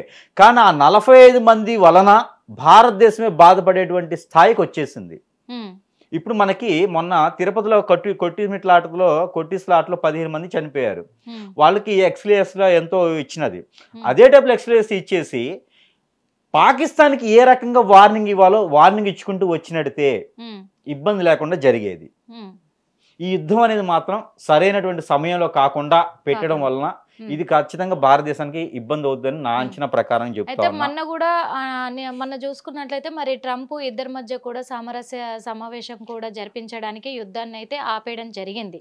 ఇక్కడ ఇరు వర్గాలు యుద్ధాన్ని ఆపాలి అని ట్రంప్ మాట ప్రకారమే మోడీ గారు వెనక్కి తగ్గారు, యుద్ధాన్ని ఆపారు. కానీ ఆ మాటను అతిక్రమించి పాకిస్తానీలు మళ్ళీ దాడి జరిపారు. కరెక్టే. ఇప్పుడు అసలు ఈ ట్రంప్ మనకి యుద్ధం మొదలవక ముందు ఎందుకు ఇవ్వలేదు సలహా? మీరు ఆలోచించండి ఒకసారి. అతనికి స్వార్థం ఏంటి? మరి అతను చేసింది ఏంటి? ఇండియన్సే అవసరం లేదు, వేరే దేశస్తులు ఎవరు అవసరం లేదు. అతనికి అందుకు కూల్ వార్ పెట్టుకుని ప్రకటించుకున్నాడు. రేపటి రోజున మనం ఏదైతే అనుకుంటున్నామో ఆ అమెరికా భారతదేశం మీదకి యుద్ధానికి రాదు అని ఏమైనా రాసిచ్చారా? ట్రంపే యుద్ధానికి దిగడం ఏంటి? అలాంటి ట్రంపే పాకిస్తాన్ సపోర్ట్ చేయడం ఏంటి? ఇప్పుడు భారతదేశము వేరే దేశం మీద ఆధారపడకూడదండి. మనకంటూ కొన్ని వనరులు ఉన్నాయి, మనకంటూ ఒక సృష్టి ఉంది, మనకంటూ అన్ని రకాలు ఉన్నప్పుడు మనం వేరే వాళ్ళ మాటలు వినేటువంటి స్థాయి ఏంటి? అసలు అవసరం ఏంటి? అంటే ఆయన చెప్పేగానే యుద్ధం ఆపేస్తారా అండి? ఇప్పుడు వాళ్ళు కదిలించి ఊరుకున్నాము, వాళ్ళు ఊరుకుంటారా? పుల్లలు పెట్టి గెలికేశాం కదా, ఇప్పుడు వాళ్ళు ఊరుకుంటారా? చేస్తే మొత్తం చేసేసి వదిలేయాలి కదా, లేకుంటే అసలు కదిలికూడదు కదా. ట్రంప్ చెప్పారని చెప్పి యుద్ధం ఆపేస్తారు. రేపటి రోజున ఇంకొక దేశస్తుడు చెప్తాడు, అప్పుడు మళ్ళీ మొదలు పెట్టేస్తారా? ఇది ఎక్కడ న్యాయం అండి? దీనివల్ల బలేది ఎవరు? సాదాసీదా సామాన్ మ్యాన్. ఇప్పుడు మోడీ గారికి అని కాదు, ఆ స్థాయిలో ఉన్న వాళ్ళకి ఏం కాదు. దానివల్ల ఇబ్బంది పడేది ఎవరు? మనమే కదా. మిలిటరీలో ఉండేది కూడా మనుషులే కదా. వారు ఇబ్బంది పడతారు, వీరు ఇబ్బంది పడతారు, అన్ని రకాల ఇబ్బంది పడతారు కదా. ఇది కరెక్ట్ కాదండి. మనకి ఒక దేశానికి పాలించేటువంటి రాజు మరో దేశస్తుడికి మనం బలవపటం ఏంటి? ఒకటి, వేరే దేశస్తుడి యొక్క మాటలు మనం విని యుద్ధం ఆపడం ఏంటి? అక్కడ భయమా? అంటే వేరే దేశం నుంచి కూడా మనకు సహాయ సహకారాలు ఉన్నాయి. రేపటి రోజున ఆ దేశస్తుడు మన మీద యుద్ధంకి వస్తే ఎవడు సపోర్ట్ చేస్తాడు? పాకిస్తాన్ చేస్తప్పుడు, లేదా ఆఫ్ఘనిస్తాన్ చేస్తుందా, దుబాయ్ చేస్తుందా? ఇప్పుడు ఇంకో దేశం నుంచి సహాయం అందకపోతే ఏ దేశం? ఒక దేశం నుంచి ఒక దేశానికి ఖచ్చితంగా సహాయం తీసుకుంటూ ఉన్నారు కదా. ఇప్పుడు ఒక దేశం మనకు సహాయం అందిస్తున్నప్పుడు ఆ దేశం చెప్పిన మాట కూడా మనం వినాలి కదా, కొన్నిటికి కట్టుబడి ఉండాలి అనేది ఉంటది కదా. ఇక్కడ మేజర్ ఏం లేదండి. ఇప్పుడు మోడీ గారికి ట్రంప్ చెప్పారా, అమెరికా దేశస్తులు చెప్పారా, లేకపోతే వేరే దేశాలు చెప్పారా? కాదు. యుద్ధం ప్రకటించినప్పుడు పాకిస్తాన్ ఒకటే ఉంది, ఏదో చేద్దామని చెప్పి యుద్ధం స్టార్ట్ చేశాం. యుద్ధం స్టార్ట్ చేసిన మంచి తరుణం కాదు కాబట్టి యుద్ధం స్టార్ట్ చేశారు, ఏదో తెలియచేయాలని చేశారు. పాకిస్తాన్కి యుద్ధం మొదలైన తర్వాత టర్కీ దేశం వారికి సపోర్ట్ వచ్చింది. టర్కీ దేశం వారికి సపోర్ట్ ఉంది అని వారికి ముందుగా తెలుసు కాబట్టే యుద్ధం చేసుకోండి అని ప్రకటించారు. ఇక్కడ మనం గమనించకపోవడానికి కారణం ఇది. యుద్ధం జరగడం తర్వాత టర్కీ దేశం ఎప్పుడైతే వారికి సపోర్ట్ చేసిందో మన భారతదేశం తగ్గడం జరిగింది. దాంతో పాటు టర్కీ అనేది ఏదే దేశం ఉందో టర్కీ నుంచి చాలా వస్తువులు విదేశాలకు వెళ్ళేదానికి అమెరికాలో చాలా సేల్స్ ఉండేటువంటి వస్తువులు ఉన్నాయి. అందులో ఒకటి టర్కీ, రెండోది చైనా. ఈ రెండు దేశాలు అమెరికాకి చాలా అవసరం. ఈ రెండు దేశాల ఒక బలం కావాలి, ఈ రెండు దేశాల ఒక సంపద కావాలి, ఈ రెండు దేశాల పని వాళ్ళు కావాలి. అమెరికాకి. కాబట్టి వాళ్ళ ఒక బలత్మరణం కాకుండా వీరి యొక్క బలవంతంగా ఈ టర్కీ ఈ యొక్క చైనా ఈ రెండు బలవంతంగా వాళ్ళని నొప్పిస్తారు. అప్పుడు ట్రంప్ ఈయనకి చెప్పాలి. ఇక్కడ కారణం క్లియర్గా ఉంది కదా. ఇప్పుడు ఆ దేశస్తుల నుంచి ఆ దేశంలో వనరులు ఏవైతే ఉన్నాయో అవి విదేశాల్లో ఒకటైనటువంటి అమెరికాకి అవసరం. ఇప్పుడు ట్రంప్కి ఆ రెండు దేశస్తులు ఆపిస్తే ప్రాబ్లం అయింది. వనరులు సృష్టిగత అయిపోతుంది. వారికి బిజినెస్ అనేది రాదు, వారికి వనరులు అనేది రాదు, వారికి డాలర్ వాల్యూ పలిపోతుంది. అందుకోసం చెప్పేసి అని ట్రంప్ ఏం చేశాడంటే మోడీ గారికి సమర్థించారు. అంతే, సమర్థించారు. అంతే. ఇప్పుడు ఇంతటితో ఆగిపోతుందా, మళ్ళీ తిరగబడే అవకాశం ఉందా? ఇంతటితో యుద్ధం ఆగితే మాత్రం భారతదేశానికి చాలా ప్రమాదకరమైనటువంటి సూచనలు అయితే ఖచ్చితంగా కనబడుతున్నాయి. మరి యుద్ధం మొదలుపెట్టి అంటే యుద్ధం కొనసాగించినా గానీ ప్రమాదమే కదా. యుద్ధం కొనసాగిస్తే ప్రమాదం ఉంటుంది, కానీ అది యుద్ధం చేసామనే ఒక సానుభూతి అయినా ఉంటుంది. యుద్ధం చేసామనే ఒక అంటే వీర సైనికుడు అంటారు చూసారా, యుద్ధం చేసి మరణించడం అది గొప్ప లక్షణం అవుతుంది. మొదలు పెట్టకుండా ఉండాలి, లేకపోతే మొదలు పెట్టి ఆపకుండా ఉండాలి. ఒకవేళ యుద్ధం కొనసాగిస్తే విజయం సాధించేంత ఇది ఉందా భారతదేశం? ఉంటుంది, కానీ విదేశాల నుంచి కూడా యుద్ధం వచ్చేటువంటి అవకాశాలు ఖచ్చితంగా ఉంటాయి. అది నేపాల్ అది చైనా కావచ్చు, మరి లేకపోతే అమెరికా కావచ్చు, ఇతర దేశాలు కూడా మన దేశం మీద దాడి చేసేటువంటి ఒక తత్వం ఖచ్చితంగా ఉంటుంది. అది మాత్రం రాసి పెట్టుకోవాలి, అందరూ రాసి పెట్టుకోవాలి. ఇంకోటి ఏంటంటే యుద్ధం అవుతుంది మాత్రం ఇప్పుడు ఏవైతే పాలిస్తున్నటువంటి పార్టీస్ ఉన్నాయో వీరికి మాత్రం చాలా ప్రమాదకరమైనటువంటి విధానం ఏర్పడుతుంది. పార్టీస్ కూడా చాలా ప్రమాదకరం ఉంటుంది. కొన్ని రాష్ట్రాల్లో ఒక్క ఓటు కూడా పడనటువంటి సిచ్యువేషన్ ఉంటుంది. అందులో ఉత్తరాదిలోనే ఓట్లు పడవు. ఎందుకంటే తాలిబాన్స్ కానీ ఉగ్రవాదులు కానీ ఇలాంటి అందరికీ సిట్టింగ్ ఇచ్చేటువంటి ప్లేసెస్ అన్నా కూడా మన భారతదేశంలో ఉత్తరాదిలోనే మాత్రమే కనిపిస్తుంది. ఆ దేశాలు కావాలంటే కూడా మధ్యప్రదేశ్, బీహారు, గుజరాత్ కూడా మోసం చెప్పండి, గుజరాత్, హర్యానా ఇలాంటి రాష్ట్రాల్లో ఒక్క ఓటు కూడా పడదు. ఇది మాత్రం ఖచ్చితంగా రాసి పెట్టుకోవాలి. యుద్ధం జరిగిందా ఖచ్చితంగా పార్టీలు అయితే రావు. పార్టీలో ఉండేటువంటి పెద్ద తలకాయలకు కూడా ప్రమాదకరమైనటువంటి ఇది వాతావరణం అయితే కనిపిస్తుంది ఖచ్చితంగా అండి. ఇప్పుడు పాకిస్తాన్ ఒకవేళ మనం యుద్ధం కొనసాగిస్తే పాకిస్తాన్ పరిస్థితి ఎలా ఉండబోతుంది? పాకిస్తాన్కి ఏం కాదండి, వాళ్ళకి వాల్యూస్ ఉండవు కాబట్టి ఒక్కరున్నా కూడా తులసి వనంలో గంజాయి మొక్కలాగా ఒక్కరున్నా సరే 10 మందిని తీసుకుపోతారు. వారి తత్వమే అది, వారి ఆహారమే ఇది. వారి తత్వం ఏంటంటే ఒక్క ఉగ్రవాది ఉన్నా, ఒక్క చిన్న చీమ టమకాయ ఉన్నా కూడా దాంతో 10 మందిని తీసుకెళ్లిన తత్వం వారిది ఖచ్చితంగా. వారు ఒక్కరు కూడా మిగలకూడదు. మిగిలారా మనం బలి. అది హైదరాబాద్ అవుతుందా, బెంగళూరు అవుతుందా, చెన్నై అవుతుందా తెలియదు. మనకి మొత్తానికి దృష్టి ఒక సైడ్ చూపిస్తారు, ఒక సైడ్ని వాళ్ళు చేయాల్సింది చేస్తారు. ప్రతిరోజు ప్రాణభయంతో బ్రతకాల్సిందే ఖచ్చితంగా చెప్తున్న భారతీయులకి. మనం కూడా భారతీయులం కాబట్టి అది ప్రాణభయంతో ఉండాల్సిందే ఖచ్చితంగా. ఇదంతా పోవాలంటే ఏం చేయాలి? యుద్ధం ఆపాలి, లేదా యుద్ధం చేయకుండా ఉండాలి. యుద్ధం మొదలు పెట్టిన తర్వాత ఆపకూడదు. ఇప్పుడు చేయాల్సిన యుద్ధం, వేరే ఆప్షన్ లేదు, అవకాశం లేదు, ఏం లేదు. ఆ దేశస్తుడు చెప్పాడు, ఈ దేశస్తుడు చెప్పాడు, ఆ మోడీ అతను ఎవరు ప్రధానమంత్రి చెప్పారు, ట్రంప్ గారు చెప్పారు. ఇవన్నీ కాకుండా మన భారతదేశంలో మన సలహాల మేరకి మనం ఏం చేస్తే సరిగా ఉంటుంది, ఏ దేశానికి ఏం చేయాలి అని చెప్పేసి మనమే చేయాలి అంతే, వేరే ఆప్షన్ లేదు. ఇవన్నీ ఆపడానికి కానీ లేదా ఒకవేళ యుద్ధం కొనసాగించిన విజయం సాధించాలంటే గానీ ఏదైనా పూజలు గానీ ఏదైనా చేయాలంటే అశ్వమేధ యాగం చేయాలి. అశ్వమేధ యాగం చేయాల్సిందే ఖచ్చితంగా. ఎవరైతే పెద్ద తలకాయలు ఉన్నారో వారందరూ కూడా ఈ దేశాన్ని కాపాడాలి, దేశం మనది, మన ఇల్లు లాంటిది, దీన్ని కాపాడుకోవాల్సిందే అనుకున్న ప్రతి ఒక్కరు కూడా ఒంటిపూట భోజనం చేయాల్సిందే. ఒంటిపూట భోజనం చేయాల్సిందే, నేల పడక చేయాల్సిందే. కుబేరునికి మొక్కుకుంటే చాలా మంచిది, కుంభకర్ణుడికి మొక్కుకుంటే చాలా మంచిది. ఈ సందర్భంగా కుంభకర్ణుడికి కుబేరుడికి మొక్కుకోవాలి. ఎందుకంటే ఈ సంవత్సరంలో వారిద్దరు రాజులుగా ఉన్నారు, వీరు బాగా పనిచేస్తుంది. ఎందుకంటే మళ్ళీ ఇంకోటి 18వ తారీఖున మే 18వ తారీఖున రాహు కేతులు మారుతున్నారు, మే 15వ తారీఖున గురువు మారుతున్నారు. ఈ 3 గ్రహాలు మారడానికి సూచనగా భారతదేశానికి కొంతమేర అశుభం అయితే జరిగేదైతే కనపడుతుంది. అవి పెద్ద తలకాయలు అవ్వచ్చు, పార్టీలు అవ్వచ్చు, ఇలాంటి తాలిబాన్స్ ఉగ్రవాదుల నుంచి వేరే దేశాల నుంచి మనకి నష్టం కావచ్చు, కానీ ఖచ్చితంగా అయితే కనపడుతుంది. మనం ఏదో నెమ్మదిగా ఉండేసి యుద్ధాన్ని గెలిచాము అని చెప్పేసి అని మీసాలు రువ్వుకునేటువంటి తత్వం అయితే కనపడట్లేదు నాకైతే. ఖచ్చితంగా లేదండి. భారతదేశానికి ముప్పు అయితే ఖచ్చితంగా కనిపిస్తుంది. కాబట్టి వాళ్ళు ఇంకొక టెక్నాలజీ ఒకటి ఉంది పాకిస్తాన్లో, హ్యాక్ చేయడం. ఫ్లైట్ని హ్యాక్ చేసిన విధానం వారికి అబ్బాస్ అనే ఒక యాప్లో ఉంటుంది వారి దాంట్లో. సో వారికి కొన్ని రకాలటువంటి వాటిలో ఉంటాయి. వాటిలో కొన్ని రకాల సైట్స్లో ఫ్లైట్ని వారు ట్రాక్ చేస్తారు. అంటే ఫ్లైట్ కనపడకుండా చేసేయచ్చు వారు. అలాంటివి కూడా ఉంటాయి. కాబట్టి భారతదేశం ముఖ్యంగా గమనించుకోవాలి. ఇవన్నీ కూడా వారికి జాగ్రత్త కోసం చెప్తున్నాను. ఏదో నేను వెళ్ళొచ్చానని కాదు, వారికి ఇవన్నీ కూడా జరుగుతాయి కాబట్టి చెప్తా ఉన్నా. ఫ్లైట్స్ హ్యాక్ అవుతాయి, యుద్ధ వాతావరణానికి వెళ్ళిపోతాయి, ఫ్లైట్స్ కనపడవు. మనం ఎక్కడైతే నీరు ఆపామో అక్కడే ఫ్లైట్లు పడిపోతాయి. వారికి నీళ్లు ఆపేసాం కదా, అక్కడే ఫ్లైట్లు పడిపోతాయి. ఆ నీరు పనికి రాకుండా చేస్తారు. ప్రతిరోజు పాయిజన్ ఉంటుంది చూసారా, ఆ పాయిజన్ టైప్లో మన భారతదేశానికి ఎగబడతారు.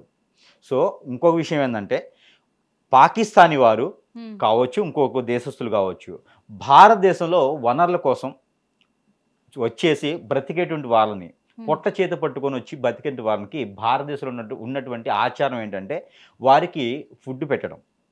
మన సాంప్రదాయం ఏంటంటే వారిని హింసించకపోవడం, మనిషిగా గుర్తించడం. అందులోనూ కొంతమందికి భారతీయులకు కూడా వనరు కల్పించేసి వారికి కూడా ఉపాధి అవకాశాలు కల్పించడం కొన్ని సంస్థలు ఉన్నాయి. అవి పాకిస్తానీ ఉన్నాయి. మన భారతీయులు కూడా పాకిస్తాన్ మీదకి చాలా మంది వెళ్ళి బ్రతుకుతూ ఉన్నారు. పాకిస్తాన్ ఇంకో గొప్ప విషయం ఉంది. లవలు కుశలు ఉంటారు. శ్రీరాముని యొక్క బిడ్డలు, కొడుకులు ఇద్దరు లవ కుశలకి అక్కడ రాజ్యాన్ని పాలించేటువంటి అధికారం ఉంది. ఇప్పటికి కూడా వాళ్ళు ముదిమాన వాళ్ళు ఇంకా ఉన్నారు అక్కడ, రాజ్యాన్ని పాలించారు అక్కడ. అది పాకిస్తాన్ మనదే, ఎవరిదో కాదది. పాకిస్తానీ భారతదేశాందే. ఈ రోజు మనుషులు అట్లా అయిపోయినారు అంతే. మన దేశం మీద మనమే యుద్ధం చేసుకుంటున్నాం. పాకిస్తాన్ ఎప్పటికైనా మన భారతదేశం రావాల్సిందే. ఈ రోజు మనం ఉండొచ్చు ఉండకపోవచ్చు, భారతదేశంలో ఒక భాగం అది. అయితే యుద్ధం చేసేవారు ఇప్పటికి కూడా ఏం చెప్తున్నా అంటే ఆలోచించుకోవాలి. ఒకటి. రెండోది, మన లవకుశులు పాలించినటువంటి రాజ్యం అది, అదొకటి. కాబట్టి మరొకటి ముఖ్యమైనది, మనం ఈరోజు ఎంతగానో రోగాలు కొన్ని ఉంటాయి, దీర్ఘకాలికంగా వచ్చేటువంటి రోగాలు, క్యాన్సర్, HIV ఇలాంటివి, టీబీ లాంటి జబ్బులు, వీటికి అక్కడి నుంచే మూలికలు తీసుకొస్తున్నాం మనం. అది ఎంతవరకు గమనించినారో లేదో నాకు తెలియదు. మరి భారతదేశానికి కాదు, యావత్ ప్రపంచ దేశాలన్నిటికీ కూడా అక్కడి నుంచే మూలికలు వస్తున్నాయి, పాకిస్తాన్ నుంచే మూలికలు వస్తున్నాయి. అవి కూడా మరి రాకుండా ఆపితే ఇక్కడున్న పరిస్థితి ఏంటి? 45 మంది గురించి మాట్లాడారు కదా. ఇప్పుడు ఇక్కడ ఉన్నటువంటి వారికి క్యాన్సర్ ఎంతమందికి ఉంది, HIV ఎంతమందికి ఉంది, దేశాలు మొత్తం లెక్కేసుకుంటే కనుక 120 దేశాల్లో సప్లై అయ్యేటువంటి ఈ వనరులు సంజీవినితో సైతం కూడా మనకి పాకిస్తాన్ నుంచే లభిస్తుంది. నల్ల పసుపు, సంజీవిని, అలాగే మనకి మూలికలు చాలా రకాలైనటువంటివి. ఇవన్నీ కూడా పరిస్థితి ఏంటి? మన భారతదేశంలో దొరకవంటారా? భారతదేశంలో అంత పవర్ఫుల్ లేవండి. సంజీవిని చూపించండి నాకు భారతదేశంలో. కానీ మనకి పాకిస్తాన్ ఉన్నటువంటి సంజీవిని ఒక మనిషిని కాదు 100 మందిని కూడా ప్రాణం నిలబెట్టి వచ్చేటువంటి సంజీవిని ఉంది అక్కడ. భారతదేశంలో లేదు, పాకిస్తాన్లో ఉంది. మరి అలాంటి వాటిని అన్నిటిని మనం కోల్పోయినట్టే కదా. మనం ఒకటే కాదు, యావత్ ప్రపంచమే కోల్పోయినట్టు. 120 దేశాలు కూడా కోల్పోయినట్టు. వేరే దేశాల గురించి వదిలేసేయండి, 120 దేశాల వరకు కూడా కోల్పోయినట్టే. ఇవన్నీ కూడా యుద్ధం చేసే ముందు మనం ఆలోచించుకోవాలి. ఇలాంటి వనరులు ఉన్నాయి, ఇలాంటి మనసులు ఉన్నాయి, తత్వాలు ఉన్నాయి. కాబట్టి దీనికి తగ్గట్టుగా పరిగణించుకోవాలని అంటున్నాను. మనుషులకి 1,00,000 ఆలోచనలు ఉంటాయండి. ఒక ఇంట్లో ఎవరింట్లో వాళ్ళకే పనికిరారు. ఇంట్లో ఈగల మోత, బయట పలకలి మోత. ఇంట్లో చెల్లరు కానీ బయటకు వచ్చి మాట్లాడే వాళ్ళు చాలామంది ఉన్నారు. ఎవరి సలహా నచ్చినట్టు వారు చెప్తారు. యుద్ధం చేసేవాడు తెలుస్తుంది, ఆకలి అయినోడికి తెలుస్తుంది, కాలికి దెబ్బ తగినోడికి తెలుస్తుంది బాధ. అలానే ఎవరి బాధ వారికి ఉంటుంది. అలానే మోడీ గారు యుద్ధం మొదలు పెట్టారు అంటే ఆయనకు ఉన్నటువంటి ప్రెజర్ మాత్రమే. మొదలు పెట్టాలని లేదు ఆయనకి, ప్రెజర్ మాత్రమే ఉంది. ప్రెజర్ వాళ్ళు మాత్రమే మొదలు పెట్టారు. కానీ ఈ గ్రహ మార్పిడికి, ఇప్పుడు మారేటువంటి గ్రహాలకి ఖచ్చితంగా అయితే భారతదేశానికి ముప్పు అయితే ఉందది అని మాత్రం చెప్పొచ్చు. ప్రకృతి పరంగా కావచ్చు, అది దేశాల పరంగా కావచ్చు, ముప్పు అయితే తప్పదు. వనరులు సృష్టించే వాళ్ళని ఇబ్బంది పెట్టకూడదు. ఒకటి. మన భారతదేశంలో ఉన్న వారికి ఉపాధి కల్పించేటువంటి సంస్థలు ఏవైతే ఉన్నాయో, ఏ దేశస్తులకైనా సరే ఆ దేశస్తులు మన దగ్గర బ్రతికే వారికి సనాతన ధర్మంలో చెప్పింది ఏంటంటే వారిని ఇబ్బంది పెట్టకండి అని చెప్తారు. గల్లీ లీడర్లు టవల్ వేసేసుకొని కొట్టేస్తాను, టవల్ వేసేసుకొని చేసేస్తానని డబ్బుల కోసం చేసేటువంటిది అవసరం లేదు. ఇప్పుడు దాకా తిన్నవాడు ఈరోజు చెడేయాడండి. కనతలికి పాలు దాగి తన్నినట్టు అవుతుంది కదండి. అలాంటివి చేయకూడదు. అలాంటి వాళ్ళేం అనారోగ్యం నడిపించుకోవద్దు అనట్లేదు, మరొక వాళ్ళ మాట. బేకరీలు మొత్తం ధ్వంసం మరొక చేయట్లేదు, మాట, కేవలం మరొక ఆ పేరు మాత్రమే మార్చమన్నారు. మరొక మాట. ఉమ్, సో నేనేం పాకిస్తాన్కి వ్యతిరేకం కాదు, లేకపోతే పాకిస్తాన్కి నాకేం శత్రుత్వం లేదు. ఉమ్, ఇప్పుడు ప్రతి మనిషిలోనూ ఒక ఆలోచన ఉంటుంది. ఉమ్, సలహా అనేది ఎవరైనా ఇవ్వచ్చు. సలహా ఇచ్చినందు మాత్రాన ఆచరణ చేయాలని లేదు. ఉమ్, ఇంకోటి, ఇంట్లో ఉన్నవారు నలుగురు 4 రకాలు ఉంటారు. ఉమ్, అందరూ ఒకే మాట వినాలనేది ఏం లేదు. Hmm. ఎవరికి నచ్చింది వారు చేసుకుంటూ ఉంటారు. అదే భారతదేశం ఒక తత్వం.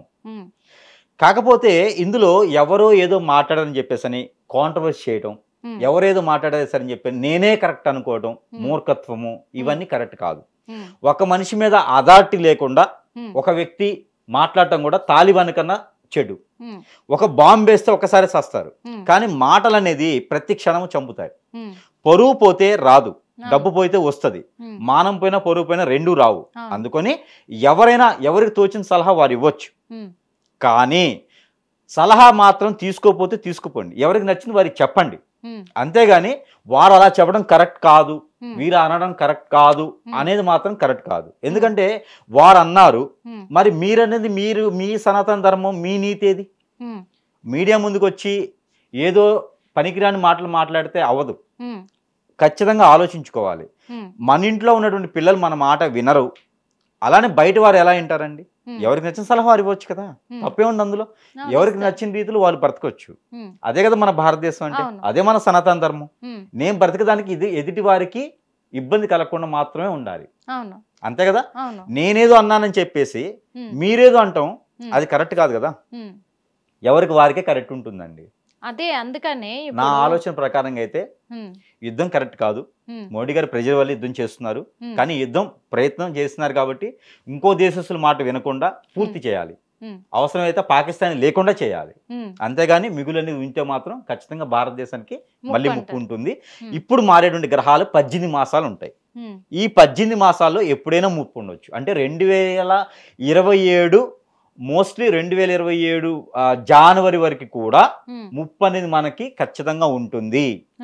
ఉంటుంది. ఎందుకంటే ఈ గ్రహాలు రాహువు, కేతువు, గురువు 18 మాసాలు అంటే ఉంటాయి. ఇప్పుడు ఇది బ్రహ్మం గారు చెప్పిన కాలజ్ఞానం. కాలజ్ఞానం ప్రకారము ఆ ముప్పు ఏదో ఇప్పుడే వచ్చిందంటారా అయితే బ్రహ్మం గారు భారతదేశానికి? చెప్పిన దాంట్లో అతి ముఖ్యమైనది ఒకటి ఉంది, ఆ, ఎవరి గొయ్యి వారే తీసుకుంటారు అని ఉంటుంది. ఆ. ఆ తాలిబాన్ తగలబడిపోయింది. అలాంటి ఆ. ఉంచనమాట, మన వాళ్ళు మేధావులు కాబట్టి. ఆ. వేరే వాళ్ళు చేసే గుర్తుపెట్టుకుంటారు, కానీ ఆ. మనకు మనం గొయ్యి తీసుకునే గుర్తుపెట్టుకోం. ఆ, అంటే ఆ కాలం ఇప్పుడే వచ్చిందంట. ఖచ్చితంగా వచ్చిందని చెప్పలేం, కానీ ఆ, ఇది కలియుగాంతానికి ఒక మూలం అని కూడా చెప్పొచ్చు.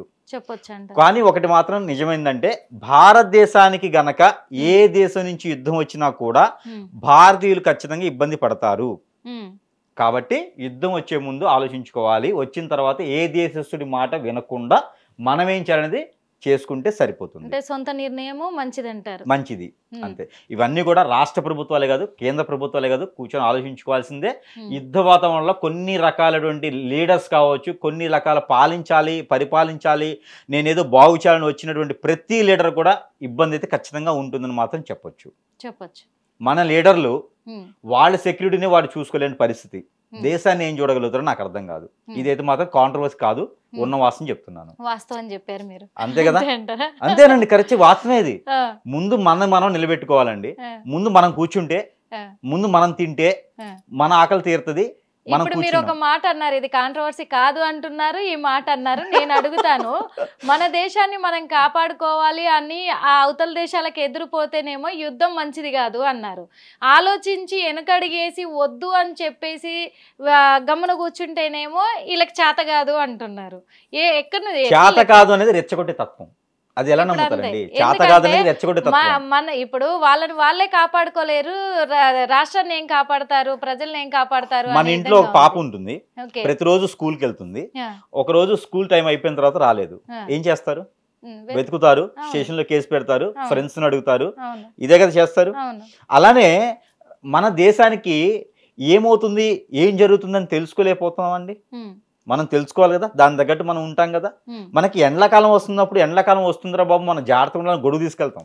వానాకాలం మొబ్బు పట్టగానే మనకి ఎలా అంటే తెలుస్తుంది? వాళ్ళు రావడానికి ముందే మనం మనకి ఎన్ని పసిగట్టాలి రకాల కదా సాకెట్లు ఉన్నాయి అని పైన? చెప్పేసి మనకి ఇచ్చేయాల్సిందే. ఎన్ని రకాల యంత్రాలు ఉన్నాయి, ఎన్ని రకాల సాకెట్లు ఉన్నాయి, మనకి పైన ఎన్ని రకాలు ఉన్నాయండి, ఉమ్, ఉపగ్రహాలు ఎన్ని ఉన్నాయండి, మనకి ఎంత మెచ్యూరిగా అయిపోయాం మనం. ఏంటంటే మనం ఇంకొకరిని చంపేది కాదు. ఇదంతా కూడా అంటే ఇతర దేశస్తులు వచ్చి మన దేశం మీద అటాక్ చేయడం అనేది మనం చేసుకున్న నిర్లక్ష్యమే అని చెప్తున్నారు. ఖచ్చితంగా అండి. ఎందుకండి మీరు అక్కడ దగ్గర మనం మొదట్లో మాట్లాడుకున్న ఒక విషయం ఏంటంటే చివరిగా పాకిస్తానీ వాళ్ళు ఉగ్రవాదులు ఇక్కడికి వచ్చి చంపుతున్నారని చెప్పేసి అంటున్నారు. నాకు ఒక చిన్న క్వశ్చన్ అండి, మన భారతదేశంలో ఎంతమంది లంచగొండలు ఉన్నారు? మన భారతదేశంలో ఎంతమంది పొలిటీషియన్స్ లంచగొండలు ఉన్నారు? మన భారతదేశంలో ఎంతమంది రౌడీ షీటర్స్ ఉన్నారు? మన భారతదేశంలో ఎంతమంది రౌడీలు ఉన్నారు, గూండాలు ఉన్నారు? వీరందరిని చంపానండి, ఉగ్రవాదులు ఏం చేయరు మనల్ని? దీనికి ఆన్సర్ ఉందా? ఇదైతే రైట్. ఎందుకంటున్నానంటే ఇప్పుడు ఒక పార్టీ గెలవాలి అంటే ఏది కూడా మనకు చెడు అలవాట్లు నేర్పించే ఏ సరుకు కూడా ఇక్కడికి రాకుండా ఆపేయచ్చు. వాస్తవంగా డ్రగ్స్, మత్తు మందులు ఎన్ని బానిసలు ఉన్నాయండి? ఒక కానిస్టేబుల్ ఉంటారు, ట్రాఫిక్ కానిస్టేబుల్ అండి, ఫ్లైఓవర్ పక్కన ఉన్నటువంటి రూట్ మార్జిన్ రూట్స్, అది వాళ్ళ సిస్టంలో ఉంటుంది. కానీ ఫ్లైఓవర్ పక్క నుంచి వస్తే కానిస్టేబుల్ ఖాళీగా ఉంటే ఫోటో కొడితే మాత్రం అది మార్జిన్ రూట్ కాదు. మరొకటి ఏంటంటే కానిస్టేబుల్స్ ఈ మధ్యన ఇంకోటి, మనం పాకిస్తానీ గురించి వెళ్ళాము, అసలు మనకి తాలిబాన్స్ గురించి మాట్లాడుకుంటున్నాము, మనకి మిలిటరీలో పర్సన్స్ లేరు అనుకుంటున్నాము. మన భారతదేశంలో ట్రాఫిక్ పోలీసులే కాదండి, పోలీస్ వ్యవస్థలో కూడా చాలా రకాల జాబులు ఉన్నాయి. ఇప్పటివరకు వనరులు లేవు, ఇప్పటివరకు జాబులు ఉపాధి లేదు. ట్రాఫిక్ కానిస్టేబుల్స్, ట్రాఫిక్ పోలీసులు కూడా థర్డ్ పార్టీని పెట్టుకుంటున్నారు. జిహెచ్ఎంసీఎల్ కాదండి, మున్సిపాలిటీ వాళ్ళు ఉంటారా, వీళ్ళు కూడా థర్డ్ పార్టీని పెట్టుకుంటున్నారు. ఎందుకు ఇవన్నీ థర్డ్ పార్టీ పెట్టుకునే అవసరం ఏంటి? ఒకటి గుర్తుపెట్టుకోండి, ఎవరైనా సరే ఒక మనిషికి ఆకలి మనం తీర్చగలిగాము అంటే ఆ మనిషికి వేరే ఆలోచన రాదు. ఇది గుర్తుపెట్టుకోవాలి. ఎప్పుడైతే ఆకలి వేస్తుందో వేరే రూట్ మీద వెళ్ళిపోతాడు. ఆకలేసే తత్వము, ఆకలేసేలా చేసేది ఎవరు? పొలిటీషియన్స్. మనకి యుద్ధం రానియండి, మనం యుద్ధం చేయనియండి, మనం బాధపడనియండి, ఏది జరిగినా కూడా దీనికి 100%, 100% ఇది పొలిటీషియన్ ఒక చేతిలో నుంచే జరుగుతుంది. వారి ఒక స్వార్థమే. మన దగ్గర నుంచి తీసుకెళ్లేటువంటి డబ్బుని, మన కష్టాన్ని వేరే దేశాల్లో పెట్టి వారు చెప్పేటువంటి సలహాలు విని సగటు మనిషిని బాధ పెట్టేటువంటి తత్వం ఇలా ఉన్నది అంటే ఇది కేవలం పొలిటీషియన్ చేసేటువంటి పని మాత్రమే. సో రాష్ట్ర ప్రభుత్వాలు మారాలి, కేంద్ర ప్రభుత్వాలు మారాలి అంటే ముందు వారికి ఉన్నటువంటి స్వార్థం తగ్గించుకోవాలి, గూండాయిజాలు తగ్గించుకోవాలి, వారికి వారి బ్రతికే విధానం, సనాతన ధర్మం ఏదైతే ఉందో దాన్ని పాటించగలిగితే మాత్రమే మన ప్రభుత్వాలు బాగుంటాయి, మన పాలకులే కాకుండా ప్రజలు కూడా బాగుంటారు. అప్పుడు దేశం మీదకి యుద్ధాలు కాదు కదా, ఏది రాదు. చూసారు కదా, మరి ఎందుకు అంటే ఈ యుద్ధం కొనసాగినా మన భారతదేశానికి ముప్పే ఉంది, యుద్ధం ఆపినా ముప్పే ఉంది. కాకపోతే ఎంతో కొంత శాతం మాత్రము మరి భారతదేశం గెలుపును సాధించాలి అంటే మాత్రము అశ్వమేధ యాగం చేయాల్సిందే, చేసి తీరాల్సిందే. ముఖ్యంగా భారతదేశ ప్రజలు మాత్రం ఖచ్చితంగా మేల్కోవాలి, అందరూ ఏకతాటి మీద ఉండాలి. ఇంకొకటి ఏంటంటే అక్రమము, అన్యాయము జరిగే చోట మొత్తం కూడా మన రాష్ట్ర పరంగా, మన దేశపరంగా మనం నిర్మూలించుకుంటేనే బయటి దేశం వాడు భయపడతాడు. కాబట్టి మన రాష్ట్రంలోనే ఉన్నారు అలాంటి వాళ్ళు, బయటి దేశాలకు సపోర్ట్ చేసే వాళ్ళు, కాబట్టి అందుకు వాళ్ళ కలిసి అయిపోతుంది. అదే కాకుండా ఇంకొకటి ఏంటంటే ఇంకో దేశస్తుడు మన దేశం మీదకి వస్తున్నాడు అంటే మనం గమనించుకునేటివి కూడా చాలా ఉంటాయి. ముందు జాగ్రత్త పడకపోగా ఇది జరిగిన నష్టం జరిగిన తర్వాత దాన్ని ఇంకా ఎక్కువ రెచ్చగొట్టే పరిణామాలు చూపిస్తున్నాయి. కాబట్టి ఒకప్పుడు మనం చూసినప్పటికి కూడా బ్రహ్మంగారి కాలజ్ఞానం ప్రకారమే భారతదేశానికి ముప్పు పొంచి ఉంది అన్న విధంగా ఇది కూడా ఒక సూచన అనుకోవచ్చు కలియుగంలో అని చెప్పేసి కూడా చెప్తున్నారు. మరొక మాట, ఈ అశ్వమేధ యాగం అనేది ఏదైతే ఉందో దీనితో పాటు హోమం కూడా చేస్తారు. అశ్వమేధ హోమం అని చేస్తారు. ఈ హోమంలో వీరు స్వర్ణ భస్మం, దాంట్లో స్వర్ణ భస్మంతో చేసేటువంటి విధానం ఉంటే మాత్రమే ఇది మొదలు పెట్టుకొని చేసుకోవాలి. ఈనాటి పాటించేటువంటి దాంట్లో ఇక్కడ ఎవరైతే యాగం మొదలుపెట్టి చేస్తూ ఉంటారో వీరు స్వర్ణ భస్మంతో మాత్రమే చేయాలి ఒకటి. మరొకటి ఏంటంటే ఆవు నెయ్యితో మాత్రమే చేయాలి ఒకటి, అవి దేశీ ఆవులై ఉండాలి. మరొక విషయం ఏంటంటే వీటన్నిటిలో కల్లా ఆవు నెయ్యి, ఆవు పాలు అవే వాడాలి. అన్నిటికన్నా ముఖ్యమైన విషయం ఏంటంటే వీరు ఒంటిపూట భోజనం మాత్రమే చేయాలి, స్వయం పాకంతో చేయాలి, 41 రోజు పాటించాలి, బ్రహ్మచర్యం ఉండాలి, కింద నేల పడకే చేయాలి. ఇలా చేస్తే మాత్రమే భారతదేశానికి ఉన్నటువంటి ముప్పు కొంతమేర తగ్గేటువంటి విధానం ఉంటుంది. రాహు కేతువులు అనేది వారి యొక్క శాంతి పలికేదానికి, గురుగ్రహం కూడా వీరి మీద శాంతి పలికేదానికి ఉంటుంది.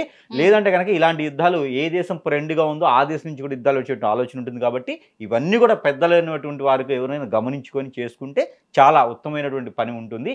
ఎవరైతే బ్రాహ్మణులు 11 మంది చేస్తారో ఈ బ్రాహ్మణులు కూడా బ్రహ్మచర్యం, ఈ బ్రాహ్మణులు కూడా అన్ని రకాలుగా పాటించాల్సిందే. ఖచ్చితంగా స్వయం పాకమే చేయాలి, ఉపాసన ఖచ్చితంగా తీసుకొని చేయాల్సింది మాత్రమే చేసుకోవాలి.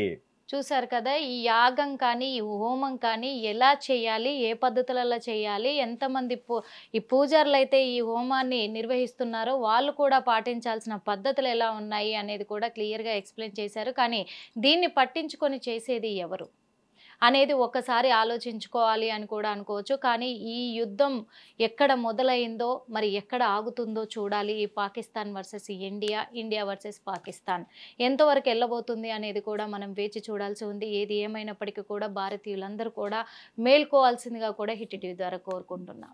హిట్ టీవీ యాప్, ఇందులో short news, live news, entertainment shows, movies, digital magazines తో పాటు మీ జిల్లా వార్తలను కూడా ఫ్రీగా చూడొచ్చు. ఇంకెందుకు ఆలస్యం, వెంటనే హిట్ టీవీ యాప్ ని డౌన్లోడ్ చేసుకుని ఫ్రీగా ఎంటర్టైన్మెంట్ పొందండి. Hit TV app, hit TV app, please download hit TV app. Hit TV app ని ఫ్రీగా డౌన్లోడ్ చేసుకుని ఎంజాయ్ చేయండి. మీకు నచ్చిన ఎంటర్టైన్మెంట్ కోసం హిట్ టీవీ యాప్ ని ఫ్రీగా డౌన్లోడ్ చేసుకుని ఎంజాయ్ చేయండి. హిట్ టీవీ యాప్ ని డౌన్లోడ్ చేసుకుని ఆస్వాదించండి, ఆశీర్వదించండి. ఇంతమంది సెలబ్రిటీలు హిట్ టీవీ యాప్ ని డౌన్లోడ్ చేసుకోండి అని చెప్తున్నారంటే ఎంత మంచి యాప్ ఆలోచించండి. అమెరికా అమెరికా అమెరికా అమెరికాలో చదవాలనుకునే వాళ్ళకి విశ్వసనీయమైన పేరు మన శౌర్య కన్సల్టెన్సీ. UK లో 1 year masters, UK లో 1 year masters, 2 years work permit up to 5 years visa. Contact Saurya Consultancy. Contact 89851 89851.